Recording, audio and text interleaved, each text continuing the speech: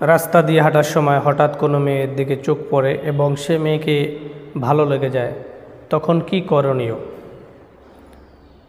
প্রথমত, যদি কারো এরকম হয়েই থাকে, অবশ্য আল্লাহ রাব্বুল আলামিন তার বিধান হলো রাস্তা দিয়ে যখন হাঁটবে তখন তার চক্ষুকে অবনত রাখবে। তারপরেও যদি কোনো কারণে বা বেখেয়ালে হোক, অনিচ্ছা হোক, যদি পড়ে যায়, তখন সেক্ষেত্রে করণীয় হলো তার পরিচয়টা আগে জানা। তার পরিচয়টা জেনে তারপরে তার আত্মীয় স্বজন, তার বাবা মা, তার পরিবারের লোক কারা, তাদের কাছে যাওয়া। সেটা কোনো মুরব্বিদের মাধ্যমে তাকে প্রস্তাব করানো বা প্রস্তাব পাঠানো। যদি তারা সেই প্রস্তাবে রাজি হয়ে যায় তো আলহামদুলিল্লাহ। আর যদি এমন হয় যে প্রস্তাব করতে যাওয়ার পরে তারা রাজি হলো না, তাহলে সেই বিষয় নিয়ে আর কোনো ধরনের বাড়াবাড়ির সুযোগ নেই। কারণ আমাকে যদি পছন্দ না হয় তাহলে তো আমি জোর করতে পারি না।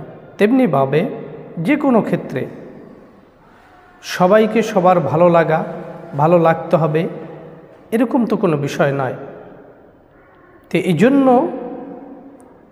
যদি এরকম হয় যে ভালো লেগে গেছে আলহামদুলিল্লাহ বলে আপনার স্বপ্ন বা আপনার ভালো লাগা বাস্তবায়নের সামনে কিভাবে বাস্তবায়ন করা যায় সেদিকে আগানো পারিবারিকভাবে। কিন্তু সমাজটা আমাদের এমন হয়েছে, এখন প্রত্যেকটি জায়গায় ছেলে মেয়ে অবাধে মেলামেশা। স্কুল বলেন, কলেজ বলেন, ভার্সিটি বলেন, প্রত্যেকটি জায়গায় এই ফ্রি মাইন্ড নিয়ে যদি শুধু মনের বাহিরে ফ্রি মাইন্ড শুধু মুখে বলা, ভিতরে আসলে এটা ফ্রি মাইন্ড থাকে না। এই জন্য শরীয়ত যতটুকু আপনাকে সুযোগ দিয়েছে এতটুকু করা যেতে পারে। এর বাহিরে করা গেলে সেটা সীমালঙ্ঘন হবে, যেটা আল্লাহ তাআলাও পছন্দ করেন না এবং এটা সীমালঙ্ঘন কোনো মানুষের কাছেও পছন্দনীয় না। তাই আমরা ছেলে এবং মেয়ে যে যাকেই ভালো লাগুক না কেন, সেটা রাস্তা হোক, কারো বাড়িতে গিয়ে হোক, যে কোনো পথে দেখা হোক, তাকে সরাসরি কোনো ধরনের কথাবার্তা না বলা, তার সাথে আগেই কোনো ধরনের ফোন আলাপ, কোথাও গিয়ে রেস্টুরেন্টে বসা অথবা কোনো পার্কে ঘুরতে নিয়ে যাওয়া, এ ধরনের ইসলাম শরীয়ত কখনো মেনে নেয় না, মেনে নেবে না, সম্পূর্ণ হারাম।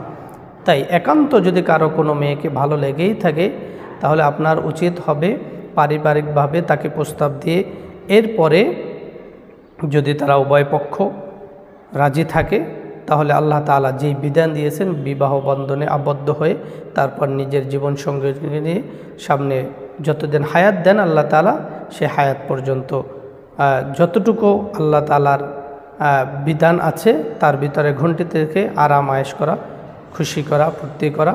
আল্লাহ তাআলা আমাদের সমস্ত যুবক ভাইদেরকে বোঝার তৌফিক দান করুন।